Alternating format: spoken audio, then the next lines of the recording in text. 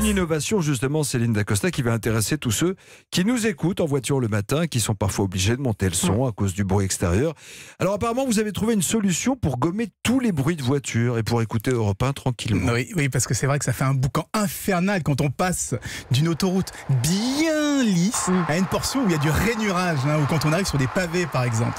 Eh bien, des ingénieurs ont une idée, c'est d'utiliser la même technologie que sur les casques à réduction de bruit, mais directement dans les portières, dans les haut-parleurs de la voiture. Donc on place un micro au niveau des roues, on enregistre les bruits de la chaussée à l'extérieur et on envoie une onde sonore inverse à l'intérieur de la voiture, dans les haut-parleurs, et ce qui va gommer les vilains bruits de pavés ou de rainurage. Est-ce que ça va aussi couper les sirènes, les klaxons, comme ça marche d'ailleurs avec les casques audio, je crois? Eh ben non, heureusement d'ailleurs, uniquement les bruits de la chaussée, du moteur éventuellement, sinon ça serait quand même un peu dangereux de entendre les klaxons et autres bruits. C'est une technique qui avait déjà été expérimentée il y a quelques années, mais qui n'avait jamais vraiment fonctionné.